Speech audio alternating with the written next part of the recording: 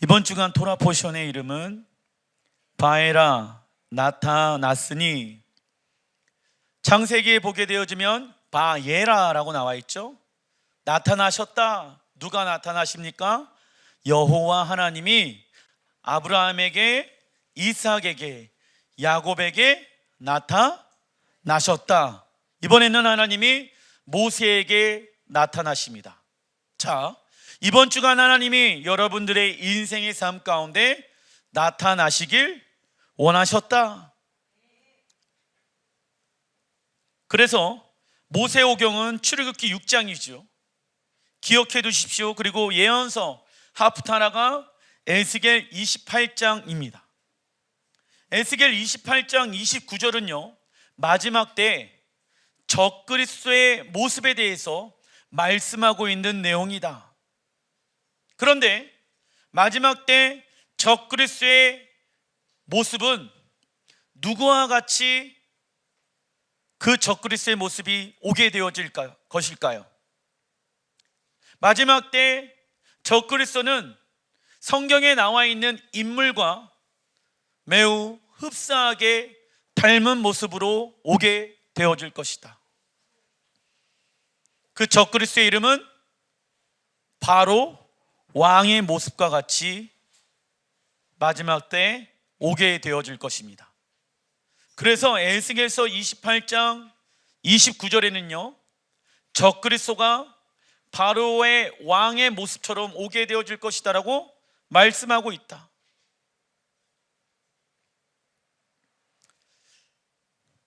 단락 1번, 믿음은 하나님이 어떠한 분인지를 알게 되어졌을 때 성장하게 되어진다. 그러나 하나님의 말씀을 머리로 안다고 해서 믿음이 성장하는 것이 아니다. 그 하나님의 말씀을 우리의 삶 가운데 적용하게 되어졌을 때 하나님의 선하심과 기름 부으심을 경험하게 되어집니다. 어떠한 이가 이러한 이야기를 합니다. 목사님, 하나님은 전능하신 하나님 아니십니까? 온 우주의 왕이신 분 아닙니까? 예, 맞습니다. 그런데 왜 내 인생 가운데 그 왕이신 하나님이 개입을 하지 아니하셔서 왜 나는 이 모양 이 꼴로 살아갈까요? 왜 그러한 삶을 살아갑니까? 내가 알고 있는 그 하나님의 말씀을 내 삶 가운데 적용하지 아니하고 머리로만 두고 있기 때문에, 그리고 왕이신 하나님이 내게 요구하시는 것이 있지 않습니까? 너의 삶은 하나님의 것, 너가 원하는 것을 구하는 자가 되지 말아라. 자, 어찌 보면 우리는 또 다른 종교를 만들어냈고 그 종교를 믿고 있는지 모릅니다. 무슨 이야기입니까? 내가 원하는 하나님을 만들어 놓고 그 하나님을 믿고 있는지 모른다라는 이야기입니다. 각자 원하는 하나님을 다 믿고 있습니다. 그러나 대표적인 예로 은혜의 하나님, 자비의 하나님, 긍휼의 하나님에 대해서 사람들은 다 좋아합니다. 그러나 심판의 하나님, 공의의 하나님, 자비, 이런 것은 좋아하는데 공의, 심판, 하나님에 대해서는 싫어하는 거예요. 그리고 내가 원하는 하나님을 강하게 믿기 시작한다. 그러다 보니 밸런스가 맞지 않아서 우리가 만들어낸 하나님을 섬기고 있는지도 모른다라는 것이죠. 이단이랑 우리랑 다를 것이 없을 수도 있다라는 거예요. 이단도 본인들이 원하는 하나님을 만들어 놓고 그 하나님을 열심히 섬기지 않습니까? 우리도 동일한 거예요. 성경의 말씀에 근거로 보게 되어졌을 때, 야, 너가 믿고 있는 하나님은 잘못된 하나님이야, 그 우상 숭배야, 이야기할 줄 알아야 합니다. 분별할 줄 알아야 합니다. 내가 원하는 하나님을 내가 믿는 것이 아니라 하나님의 말씀에 기록되어진 그 하나님을 믿는 자가 되시길 주님의 이름으로 축원드립니다. 그런데 말씀에 나와 있는 하나님을 믿지 아니하고 내가 만들어낸 하나님을 믿기 시작하다 보니까 하나님에 대해서 무엇하기 시작합니까? 오해하기 시작한다고요. 불순종은 어디에서부터 시작되어집니까? 하나님에 대한 왜곡으로부터 시작되어진다라는 것이죠. 다시 한번 말씀해 드리겠습니다. 우리가 믿고 있는 하나님이 내가 만들어낸 하나님인가, 아니면 성경에 기록되어진 하나님인가, 그것을 부분적으로만 믿어도 내가 원하는 하나님만을 믿고 있는 거예요. 왜? 부분적으로 내가 좋아하는 하나님만을 믿고 있기 때문에. 그 대표적인 예가 무엇입니까? 하나님은 우리의 사랑의 아버지. 그러나 하나님은 이면에 공의와 심판의 하나님이시다라는 것을 잊지 말아야 합니다.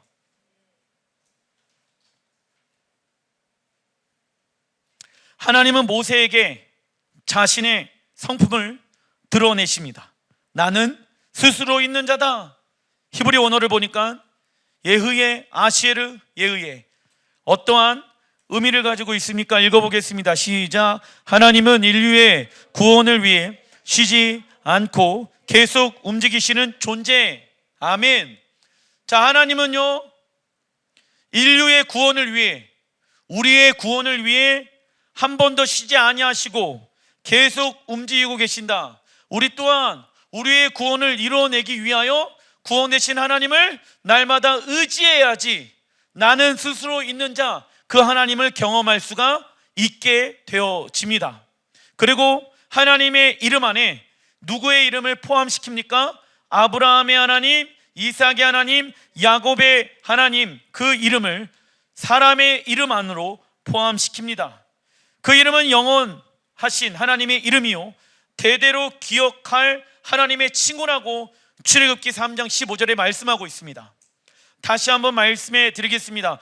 출애굽기 3장 15절에 아브라함의 하나님, 이삭의 하나님, 야곱의 하나님은 하나님의 영원한 이름이요, 너희가 대대로 기억할 하나님의 칭호이다. 대대로 영원토록 너희가 기억해야 할 칭호이다. 그런데 영원토록 기억해야 할 아브라함의 하나님, 이삭의 하나님, 야곱의 하나님의 이름을 많은 그리스도인들이 잃어버리고 살고 있다는 것이죠. 그렇다면 아브라함의 하나님, 이삭의 하나님, 야곱의 하나님은 무엇을 말씀하시는 것입니까? 언약의 하나님, 하나님의 나라를 약속의 땅에 나는 이룰 것이란다. 할렐루야. 그래서 믿음의 조상 아브라함의 계보 안으로 우리가 들어가게 되어졌다. 예수아를 통하여서 너희들은 그 하나님을 잊지 말아야 한다. 아브라함에게 약속하셨던 그 하나님 나라의 언약, 이삭에게, 야곱에게 너희들은 영원토록 대대로 그 이름을 이어갈 자이다. 할렐루야. 그런데 약속의 땅에 하나님의 나라가 임한다라는 그 하나님 나라에 대한 개념을 잃어버리는 순간 아브라함의 하나님, 이삭의 하나님, 야곱의 하나님에 대해서 알 필요가 없게 되어졌다. 그러면서 나의 하나님, 나의 하나님, 이것을 의지하게 되어지죠. 물론 나의 하나님도 중요합니다. 그러나 성경에 말씀하고 있는 그 하나님의 칭호를 우리는 붙잡아야 한다. 그래야 이 땅에 완성되어질 하나님의 나라를 놓치지 않고 살아갈 수가 있게 되어집니다. 하나님은 지금까지도 변함이 없으신 분이십니다. 믿으십니까? 그래서 아브라함의 하나님, 이삭의 하나님, 야곱의 하나님을 버리면 된다, 안 된다? 왜? 말씀에 영원히 너희가 기억해야 할 이름이다 라고 기록되어져 있기 때문입니다. 또한 아브라함의 하나님과 지금 우리가 경험하고 있는 하나님이 동일하신 것과 같이 아브라함, 이삭, 야곱의 신앙과 우리의 신앙도 어떻게 해야 합니까? 동일해야 한다. 그죠? 아브라함의 하나님, 이삭의 하나님, 야곱의 하나님이 나의 하나님이라는 것을 믿는다라고 하면 아브라함과 이삭과 야곱의 믿음의 모습을 우리의 모습으로 일치시켜야 하는 것이다. 분리되어져 있으면 안 된다. 그러나 사단의 전략은 하나님의 백성들이 하나님의 이름을 무엇하길 원하고 있습니까?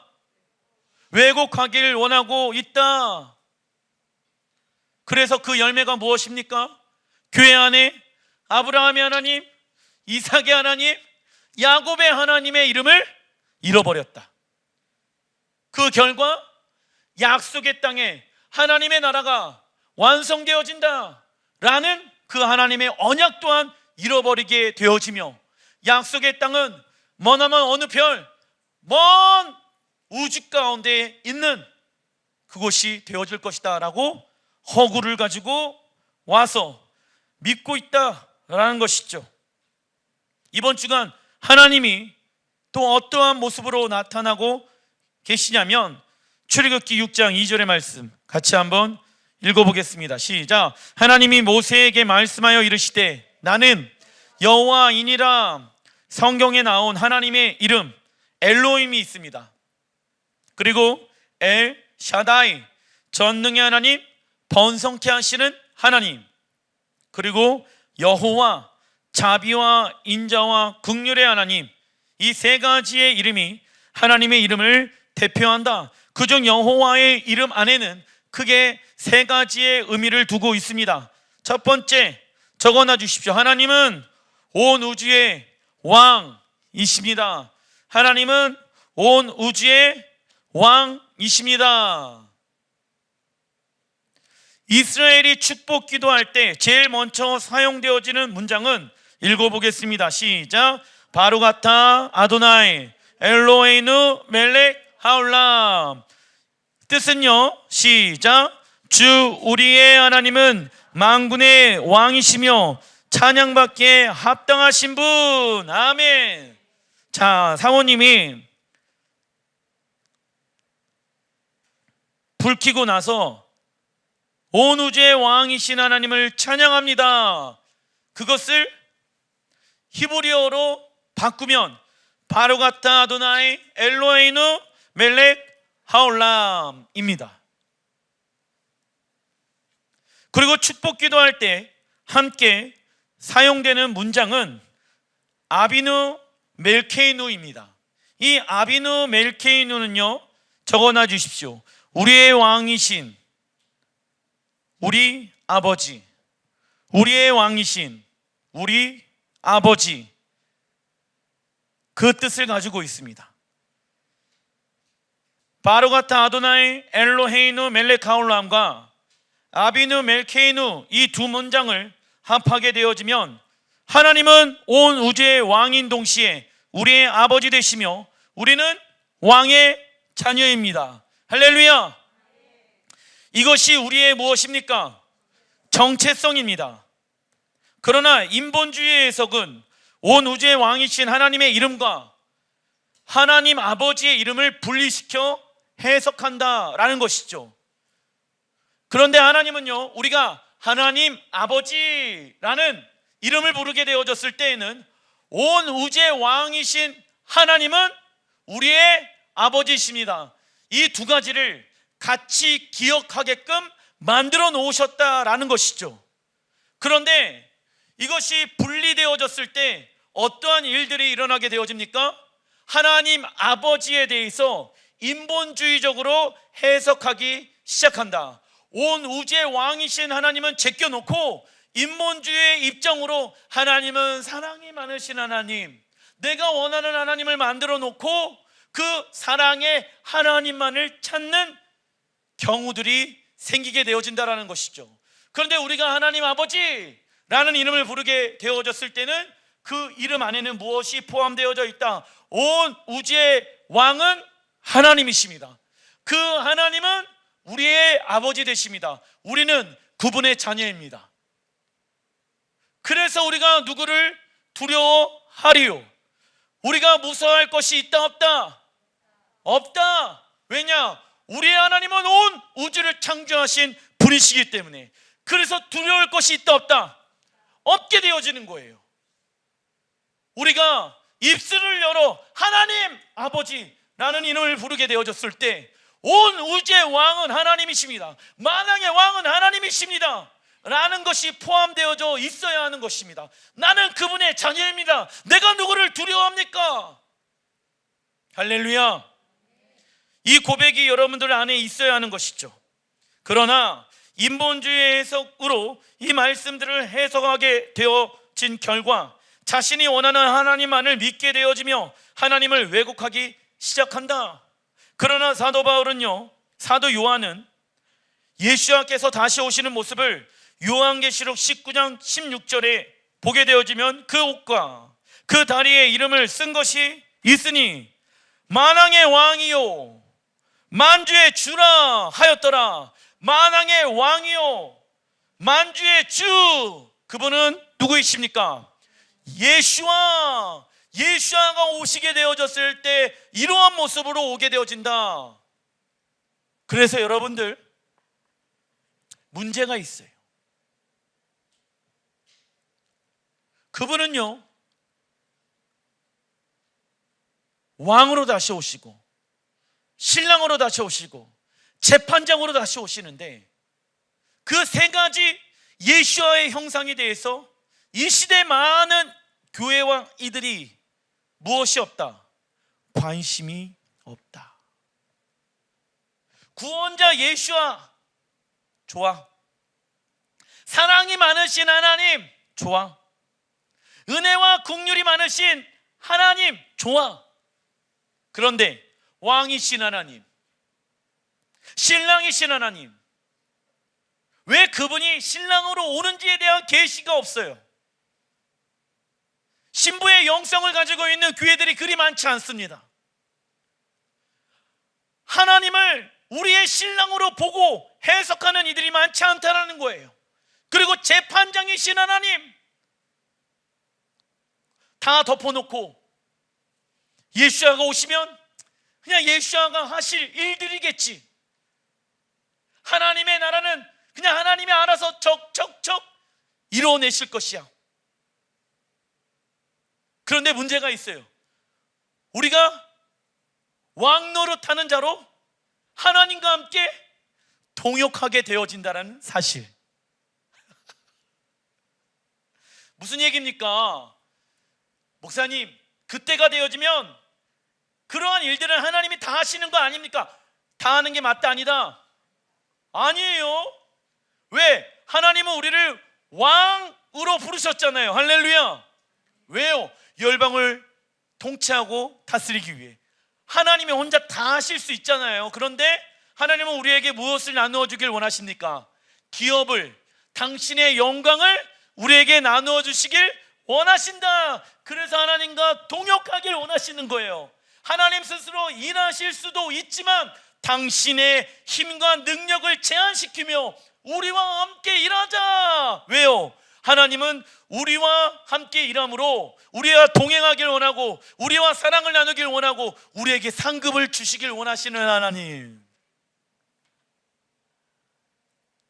근데 많은 사람들이 예수가 오시면 천년왕국은 그냥 척척척 하나님이 알아서 척척척, 그런 일은 이루어지지 않는다. 관심이 없어요. 무엇에 대해서? 내가 천년왕국 시대에 들어가서 해야 할 일이 무엇인가? 관심이 없다. 어디만 가면 장땡이다? 천국만 가면 장땡이다. 어디에만 머물러 있는 것입니까? 유월절 절기 안에만 머물러 있는 사람들이 많이 있다. 그런데 이스라엘 백성들 1세대들 보세요. 유월절 어린 양의 피로 말미암아 구원이 시작되어졌잖아요. 그런데 약속의 땅에 들어가요? 못 들어가요? 못 들어가요. 둘째, 여호와의 이름 안에 어떠한 의미가 담겨져 있냐면, 적어놔 주십시오. 하나님은 약속의 땅을 기업으로 주시는 분. 하나님은 약속의 땅을 기업으로 주시는 분이십니다. 그래서 나를 여호와인 줄 알리라. 성경에 신약 구약 다 포함되어져서 약 5번인가 기록되어져 있습니다. 나를 여호와인 줄을 알아라. 우리가 여호와 하나님이라는 이름을 부르게 되어졌을 때 두 번째 기억해야 할 것이 무엇입니까? 하나님은 약속의 땅을 기업으로 주시는 분이십니다. 아멘. 그런데 이 두 번째 의미가 교회 안에 또한 빠져 있지요. 에이, 목사님, 엘샤다이 하나님이 하나님이고 여호와 하나님이 하나님이고 그 하나님이 그 하나님이지 뭘 이렇게 복잡합니까? 에? 우리 하나님은 한 분이신데 왜 이렇게 이름이 많을까? 그렇게 생각하면은 하나님의 성품에 대해서 말씀하시는 거예요. 하나님의 아름다우신 성품에 대해서. 그래서 여호와의 이름 안에 두 번째 담겨져 있는 의미는 하나님은 우리에게 무엇을 주길 원하신다? 약속의 땅을 기업으로 주시길 원하신다. 그래서 그 언약의 말씀을 통하여서 우리는 어떠한 자가 되어야 합니까? 온유한 자가 되어져야 하겠지요. 온유한 자는 복이 있나니 땅을 기업으로 얻을 것이다. 할렐루야. 그 하나님의 언약의 말씀 1.1헥터 땅에 떨어지지 아니하고 그 말씀을 성취하신다. 약속의 땅은 반드시 새 예루살렘으로 충만하게 되어질 것입니다.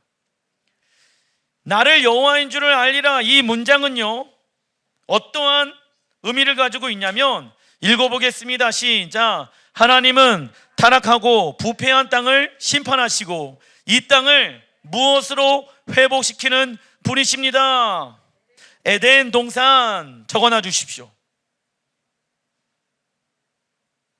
히브리 원어를 분해해서 이 말씀을 해석하게 되어지면 나를 여호와인 줄을 알리라. 이 문장은 하나님은 타락하고 부패한 땅을 심판하시고 이 땅을 에덴 동산으로 회복시키는 분이십니다.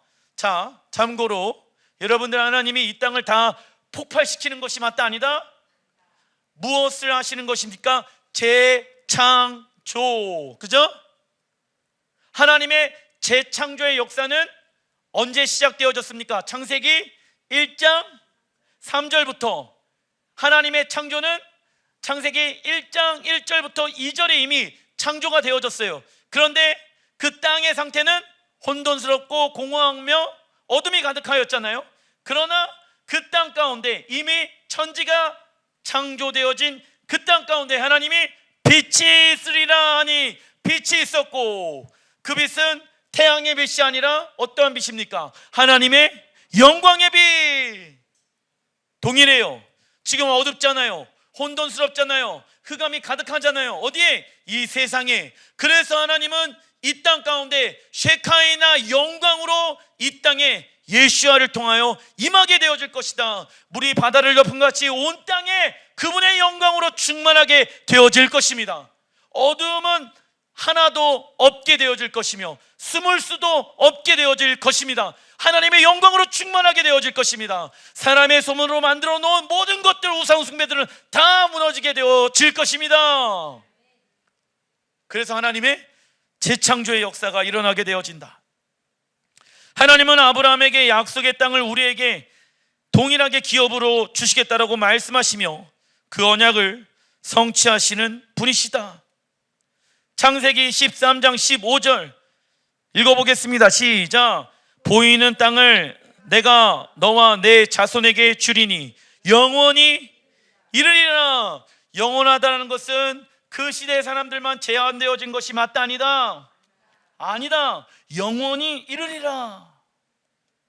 하나님 나라는 이미 하늘에서 완성되어졌다. 그리고 완성되어진 하나님의 나라가 이 땅에 이루어질 것입니다. 즉 하늘과 땅이 통일되게 하여 온 땅을 하나님의 나라로 만드는 것이 우리의 부르심입니다. 그리고 천년왕국이 시작될 때 온 이스라엘과 함께 우리도 약속의 땅을 기업으로 물려받게 될 것이며 하나님 나라를 다스리는 왕으로 부르심을 받을 것이다. 여호와의 이름 안에 담겨진 세 번째 의미는 적어놔 주십시오. 하나님은 은혜와 자비와 긍휼을 베푸시는 분. 하나님은 은혜와 자비와 긍휼을 베푸시는 분. 하나님은 우리와 인격적인 관계를 맺기 위해서 우리에게 은혜를 베푸시며, 할렐루야, 자비와 긍휼을 베푸시는 하나님이십니다. 그래서 우리를 돕기 위해 보혜사 성령님이 늘 우리와 함께 하시고 복음의 능력으로 다시 일어나게 하시며 새로운 삶의 용기와 위로를 주신다. 그래서 우리는 어떠한 자로 살아가야 합니까? 여호와의 이름 안에 담겨진 세 번째 의미, 하나님은 은혜와 자비와 긍휼을 베푸시는 하나님을 경험하기 위하여서 우리는 애통하는 자로 하나님 앞에 살아가야 한다. 왜? 애통하는 자들은 저희가 위로를 받을 것이다. 하나님의 자비, 하나님의 긍휼, 하나님의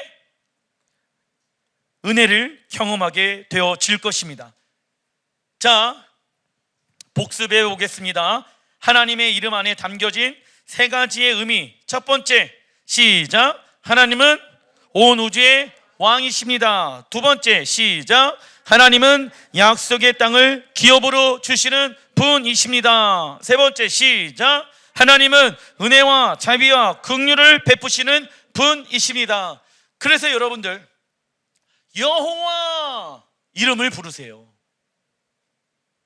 어떤 목사님들은요, 나는 여호와이니라 라고 하셔서 성경에 하나님이라는 기록되어져 있는 모든 부분들을 여호와 이름을 바꿔서 읽으십니다. 특별히 조윤기 목사님이 그렇게 읽으셨거든요. 하나님이라고 기록되어져 있는데 하나님의 이름은 여호와라고 말씀하셨기 때문에 모세에게 하나님의 이름을 계시해 주는 거예요. 재미난 성경 구절이 나와 있습니다. 출애굽기 6장 3절. 내가 아브라함과 이삭과 야곱에게 전능의 하나님으로 나타났으나 나의 이름을 여호와로는 그들에게 알리지 아니하였고. 6절. 나는 여호와라. 내가 아브라함과 이삭과 야곱에게 주기로 맹세한 땅으로 너희를 인도하고 그 땅을 너희에게 주어 기업을 삼게 하리라. 나는 여호와라 하셨다라. 하나님은 아브라함과 이삭과 야곱에게는 알려주지 않았던 여호와의 이름을 모세에게 알려주시지요. 물론 아브라함, 이삭, 야곱은 여호와라는 이름을 알고 있었습니다. 그러나 알려주지 않았다. 왜 이러한 말을 하나님이 모세에게 하셨을까요? 알려주지 않았다. 히브리 원어를 보니까 노다티, 이는 경험을 통해 아는 것을 의미하는 단어이다.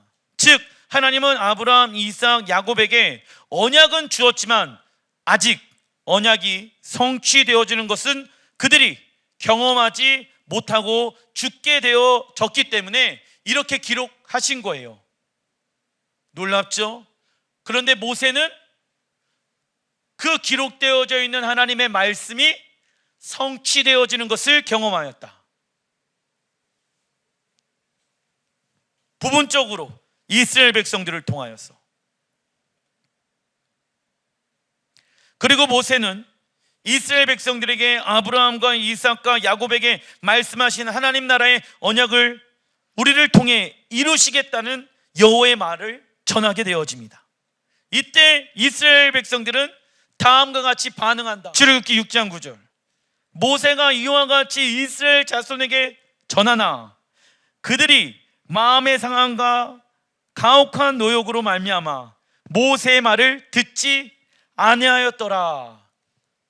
세 가지 여호와의 이름에 담겨진 의미에 대해서 이스라엘 백성들이 관심이 있었다 없었다?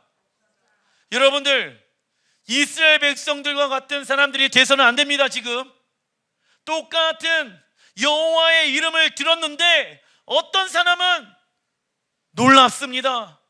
그 여호와의 이름을 우리에게 계시해 주어서. 그러나 어떠한 사람은 관심도 없고 이 관심 밖의 대상인 거예요. 무엇이요? 여호와의 이름이.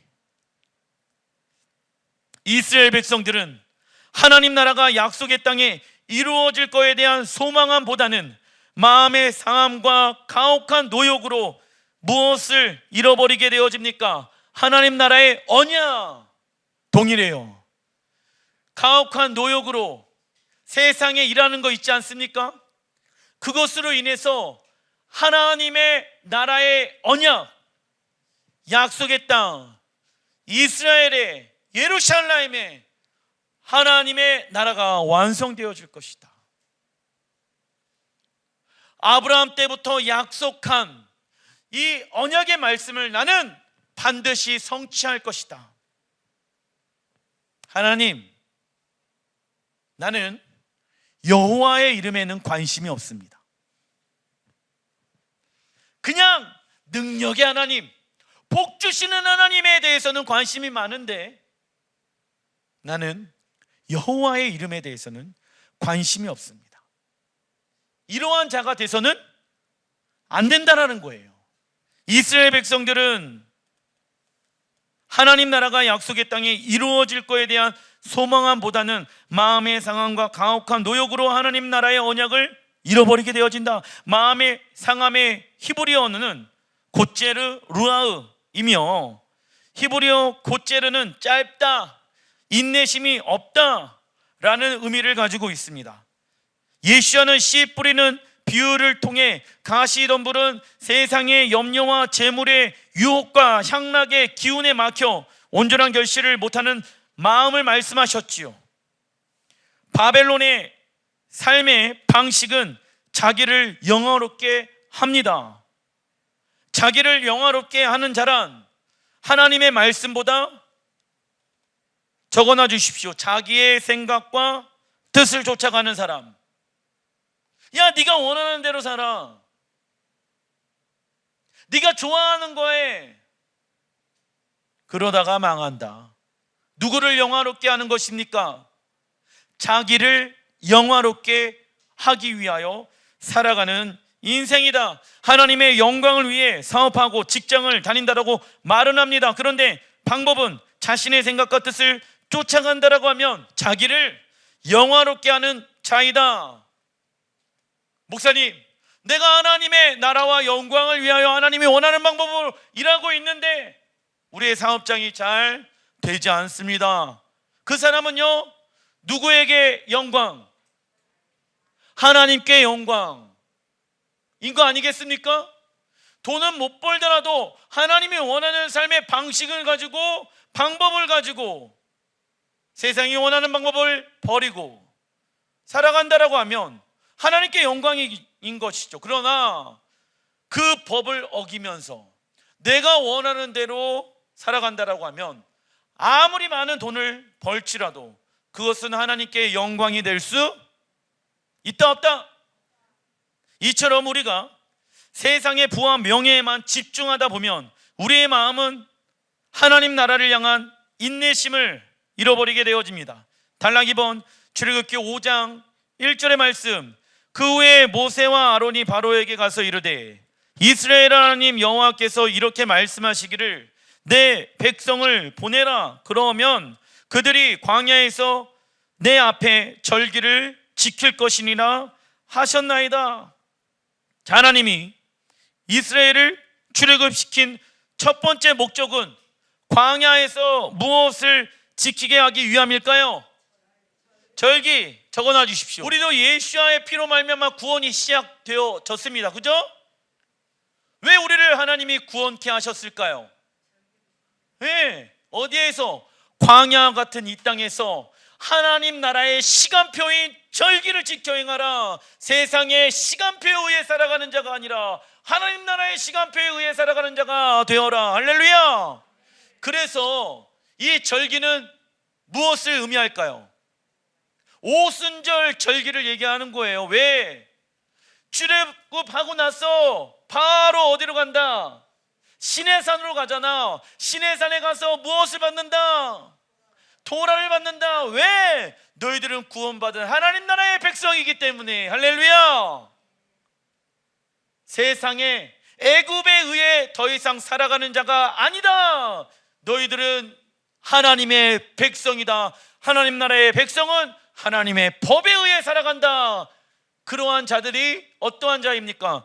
거룩한 자.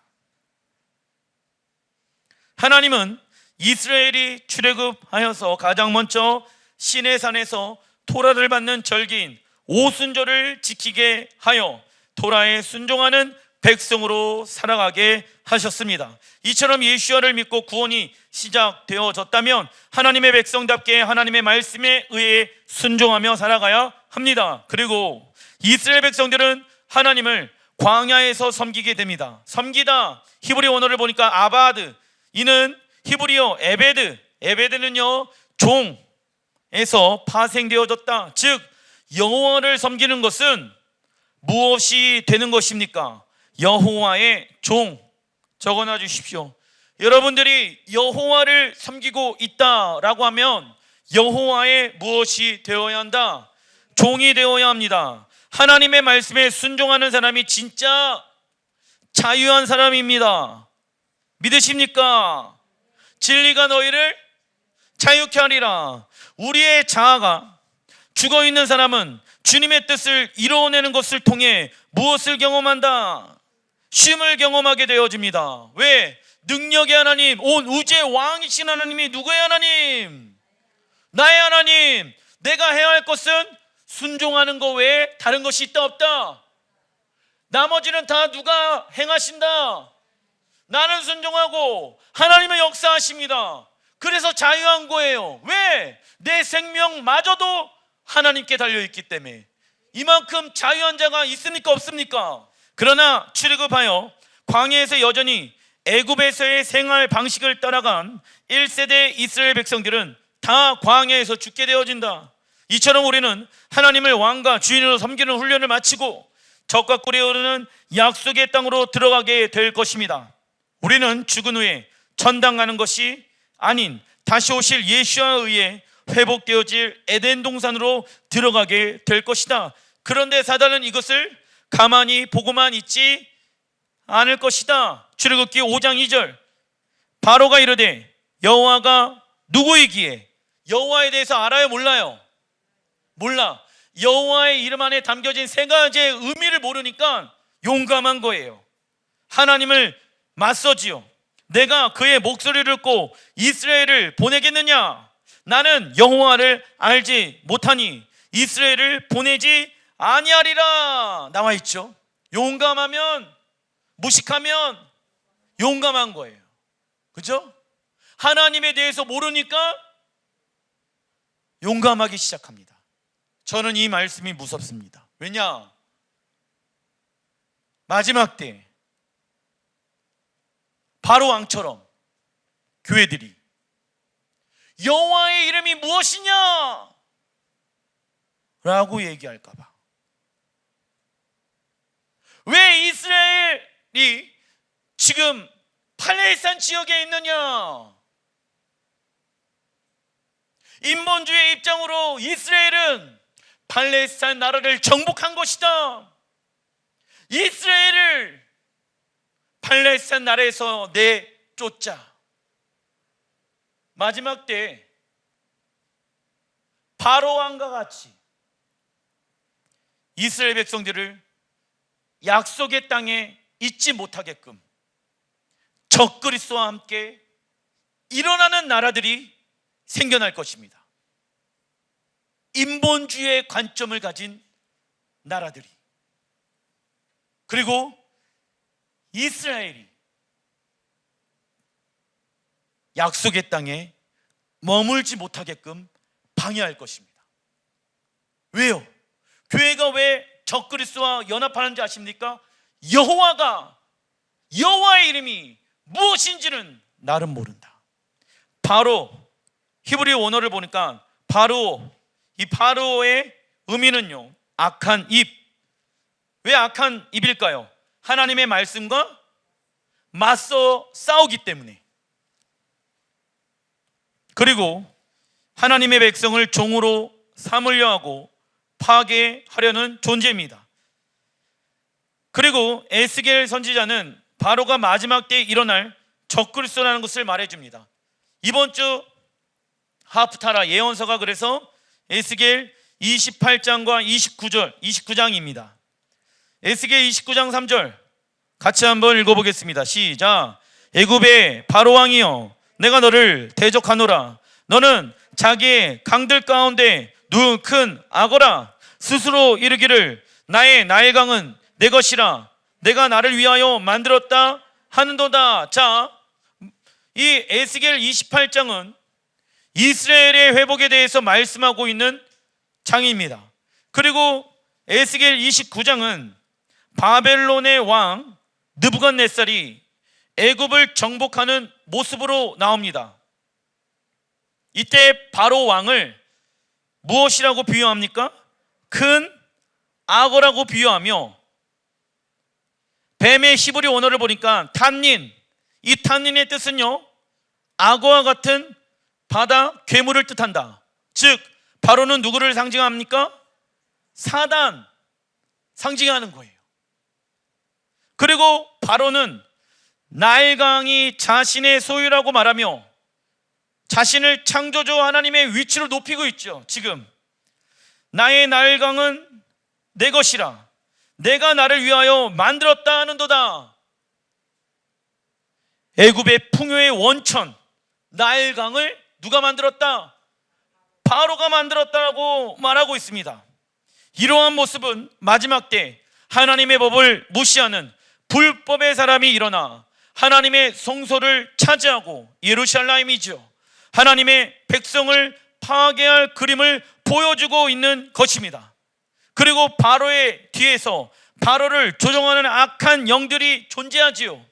나일강의 신, 개구리 신, 땅의 신, 바리의 신, 이 모든 신들이 이 적그리스도의 영과 연합하게 되어진다. 그러나 우리의 싸움은 혈과 육을 상대하는 것이 아니라 통치자들과 권세들과 어둠의 세상 주관자들과 하늘에 있는 악한 영들을 상대하는 것입니다.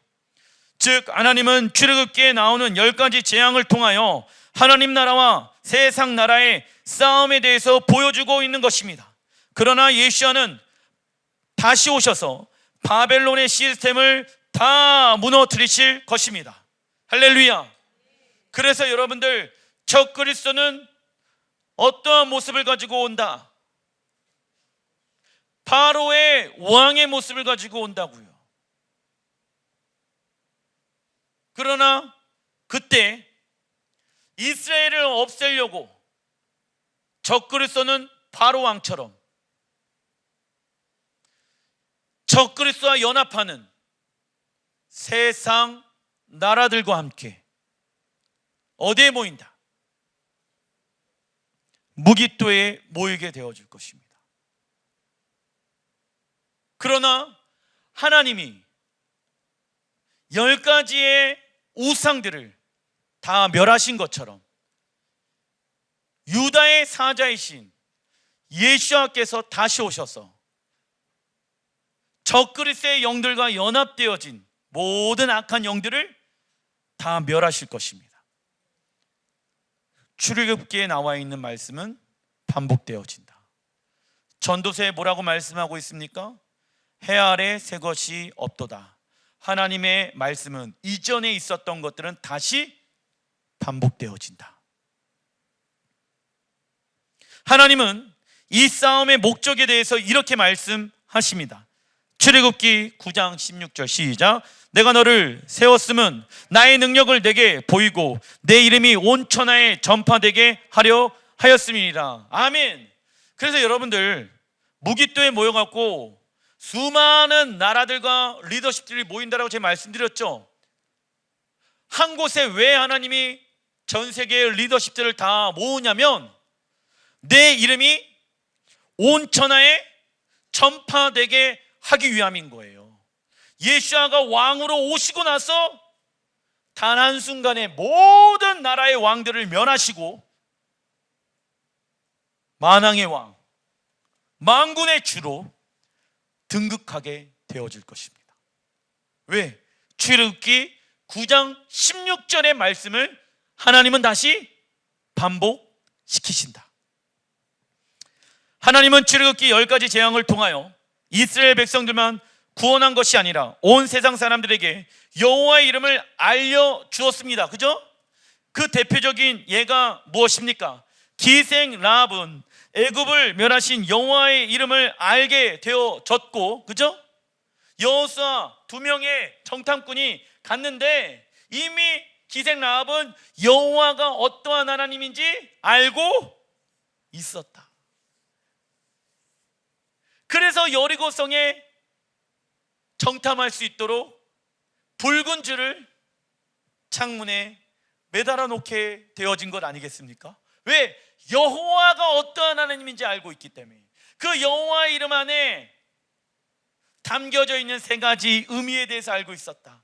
그중 약속의 땅을 기업으로 주시겠다라고 하신 여호와 하나님, 여리고성이 여호와의 이름으로 무너질 것을 기생 라합은 이미 알고 있었다. 놀랍죠? 우리가 기생 라합처럼 이러한 일이 이미 일어날 것을 우리는 알고 있을 것입니다.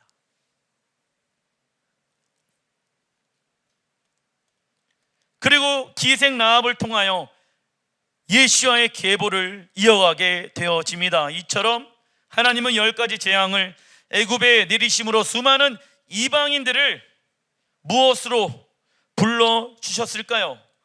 이스라엘. 그리고 하나님은 누구든지 우상과 죄를 버리고 예수와를 나의 주인으로 영접한다면 무엇으로 불러주십니까? 이스라엘로 불러주신다.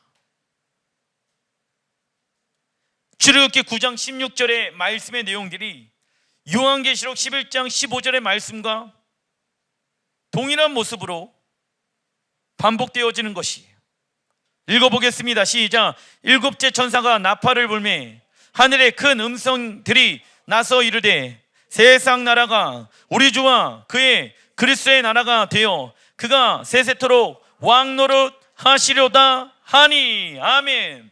세상 나라가 우리 주와 그의 그리스도의 나라가 되어 나와 있죠.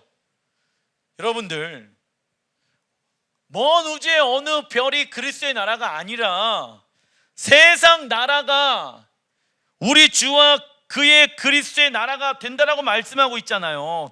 이 세상 나라는 지금 어디입니까? 대한민국, 일본, 북한, 중국, 이런 세상 나라들을 얘기하는 거예요. 그죠? 마지막 때 적그리스도는 세상 나라들과 함께 연합하여 이스라엘과 예루살렘을 공격하기 위해 무기토에 모일 것입니다. 그때 유다의 사자 되신 예수와께서 세상 나라의 군대를 멸하시고 예루살렘의 왕으로 입성하실 것입니다. 그리고 우리는 요한계시록 11장 15절의 말씀이 성취되는 것을 보게 되어질 것입니다. 할렐루야.